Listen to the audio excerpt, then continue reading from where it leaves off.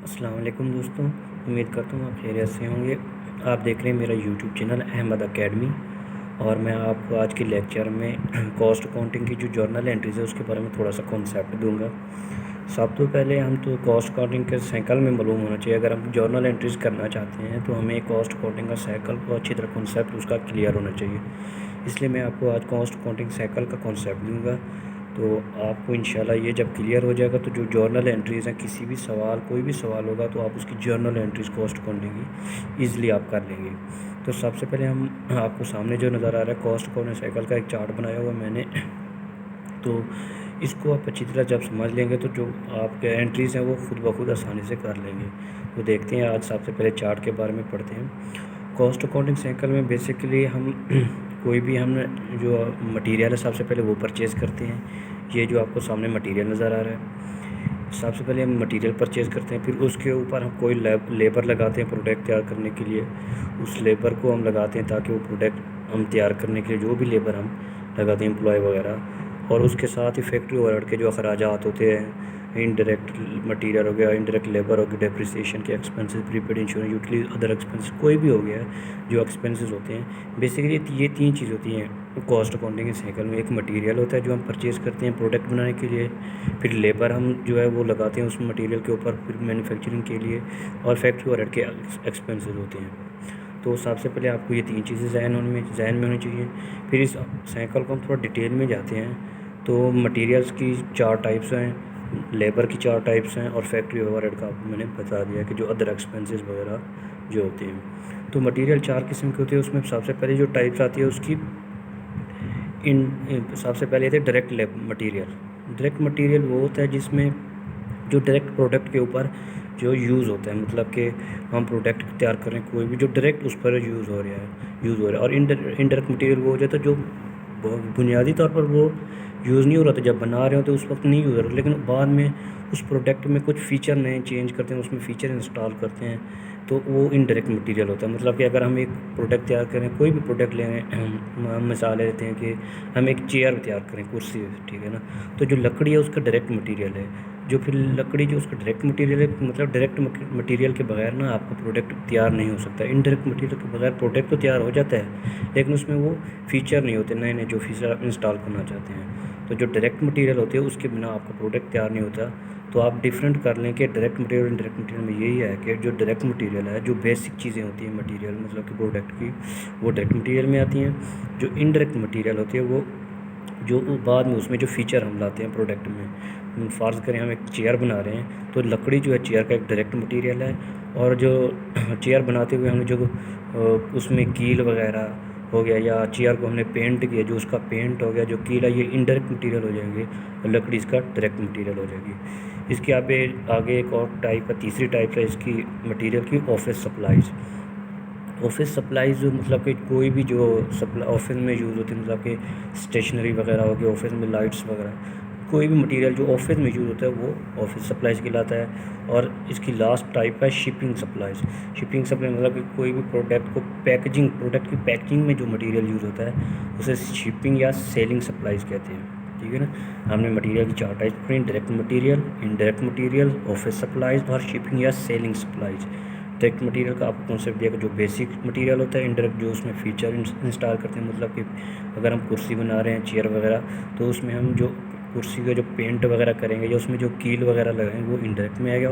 Office supplies को मैंने आपको बता दिया कि जो ऑफिस में स्टेशनरी वगैरह जो यूज़ होती है, पेंसिल वगैरह या कोई भी ऑफिस में मटेरियल जो लाइट्स वगैरह, एसी वगैरह, ये चीज़ें आती हैं ऑफिस सप्लाईज़ में।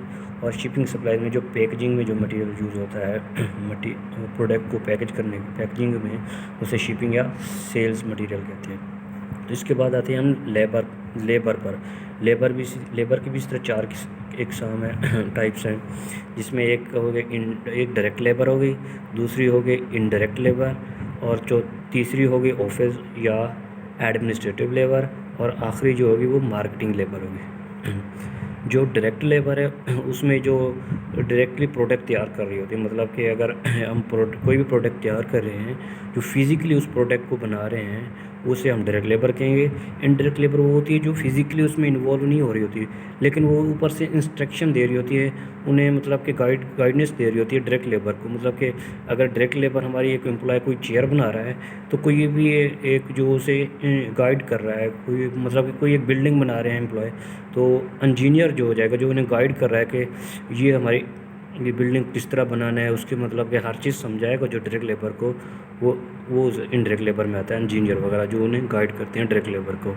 इसके अलावा होते हैं ऑफिस एडमिनिस्ट्रेटिव लेबर, मतलब कि जो फैक्ट्री में काम नहीं कर रही होती, ना प्रोडक्शन में काम कर रही होती है, ना मतलब कि फैक्ट्री की किसी चीज़ में काम नहीं, ऑफिस की तरफ आ जाए अब फैक्ट्री से निकल के ये दोनों लेबर जो फैक्ट्री में काम कर रही होती प्रोडक्शन में, ठीक है ना। अब जो ऑफिस और एडमिनिस्ट्रेटिव लेबर है ये अब ऑफिस वर्क में, मतलब कि जो ऑफिस वर्क कर रहे होते हैं लेबर एम्प्लॉय वगैरह, वो ऑफिस लेबर में आते हैं। और जो चौथी टाइप है मार्केटिंग लेबर, जो प्रोडक्ट को सेल करने के लिए, प्रोडक्ट की एडवर्टाइजमेंट के लिए, प्रोडक्ट जो मार्केट में जाके सेल करते हैं उसके लिए जो लेबर यूज़ होती है उसे हम मार्केटिंग लेबर कहते हैं। तो हमने 4 किस्म की लेबर पढ़ी। एक डायरेक्ट लेबर जो डायरेक्ट प्रोडक्ट को फिजिकली बना रही होती है, इनडायरेक्ट जो गाइड कर रहे होते हैं मतलब कि डायरेक्ट लेबर को, और ऑफिस और या एडमिनिस्ट्रेटिव लेबर जो ऑफिस वर्क कर रहे होते हैं एम्प्लॉय, और मार्केटिंग लेबर जो प्रोडक्ट को एडवर्टाइजमेंट या प्रोडक्ट को मार्केट में जाकर सेल करते हैं।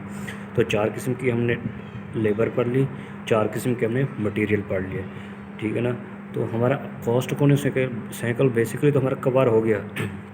अब हम जो कॉस्ट अकाउंटिंग साइकिल में CGS फाइंड करते हैं, कॉस्ट ऑफ गुड्स सोल्ड जिसे कहते हैं, तो उसमें हम बेसिकली CGS में 3 चीज़ें यूज़ करते हैं, ठीक है ना।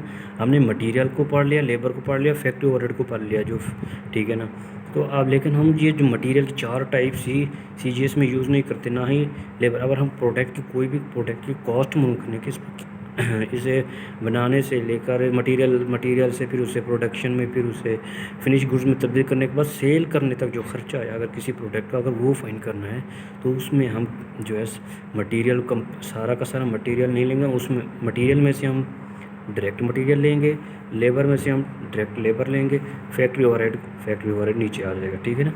तो हम मटेरियल में डायरेक्ट मटेरियल लेते हैं CGS फाइंड करने के लिए। मैं आपको बता दूं कि हम यहाँ पे कॉस्ट ऑफ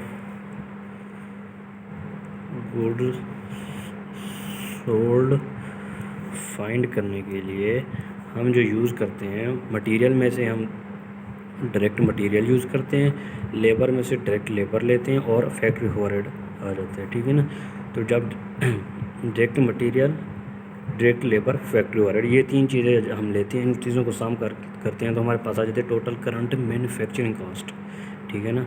तो आपको यहाँ तक मैं आप दोबारा रिपीट कर देता हूँ कि हमने 3 किस्म की कॉस्ट अकाउंटिंग में 3 चीज़ें पढ़ी, मटेरियल, लेबर और फैक्ट्री ओवरहेड, ठीक है ना।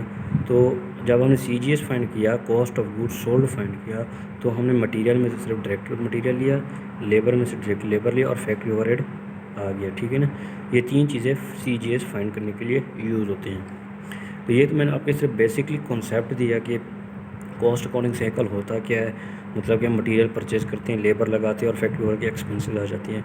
फिर CGS में जो हमने जो मटेरियल में से डायरेक्ट मटेरियल लेते हैं, लेबर में से डायरेक्ट लेबर लेते हैं, और फैक्ट्री ओवरहेड की जो एक्सपेंसेस है वो बता दिए। हाँ, एक और चीज़ यहाँ पे मैं आपको बता दूँ, हमने मटेरियल में से डायरेक्ट मटेरियल ले लिया, जो इनडायरेक्ट मटेरियल है, डायरेक्ट मटेरियल तो हमने CGS फाइंड करने के लिए, जो इनडायरेक्ट मटेरियल है वो जाता है फैक्ट्री ओवरहेड के एक्सपेंस में। ये देख लो, मैंने यहाँ पे लिखा भी हुआ है कि इनडायरेक्ट मटेरियल जो है ये फैक्ट्री ओवरहेड में जाता है। यहाँ से हमने डायरेक्ट लेबर ले ली, जो इनडायरेक्ट लेबर है वो फैक्ट्री ओवरहेड में एक्सपेंसेस में शामिल होती है, ये CGS में हम शामिल नहीं करते, ठीक है ना। एक और चीज़ मैं आपको यहाँ बता दूँ, ये दो टाइप्स थी, पहली दो टाइप्स थी मटेरियल की और लेबर की, ये दोनों चीज़ें, ये दोनों टाइप्स ये फैक्ट्री के मतलब प्रोस्पेक्टिव में आती हैं। यहाँ डायरेक्ट मटेरियल भी फैक्ट्री में होता है, प्रोडक्शन के कामों में होता है, इनडायरेक्ट मटेरियल भी प्रोडक्शन के कामों में होता है, मतलब कि प्रोडक्शन में होता है, फैक्ट्री के कामों में होता है। और जो इसकी अगली 2 टाइप्स हैं, ऑफिस और शिपिंग, और इसकी भी ऑफिस और मार्केटिंग, ये दोनों ऑफिस में चली जाती है, ऑफिस वर्क में चली जाती हैं, ठीक है ना। इनकी जो दोनों की पहली 2 टाइप्स जो हैं ये हमारे फैक्ट्री के प्रोस्पेक्टिव में आती हैं, और ये जो टाइप्स हैं ये दोनों टाइप्स आ जाती हैं ऑफिस के। इसलिए हम इन दोनों में से एक डायरेक्ट मटेरियल हमने इधर ले लिया, CGS फाइंड करने के लिए और डायरेक्ट लेबर भी CGS के लिए। इनडायरेक्ट मटेरियल हमारा फैक्ट्री ओवरहेड में चला गया, इनडायरेक्ट लेबर भी हमारी फैक्ट्री ओवरहेड में चलेगी, ठीक है ना। तो हम ये ख्याल रखना है कि मटेरियल जब भी जो मटेरियल की पहली जो मटेरियल की जो टाइप्स हैं उसमें डायरेक्ट मटेरियल हमारा CGS में आ जाता है, इनडायरेक्ट मटेरियल हमारा फैक्ट्री ओवरहेड में चला जाता है, और जो डायरेक्ट लेबर है वो CGS में और इनडायरेक्ट लेबर फैक्ट्री ओवरहेड में चली जाती है। ठीक हो गया।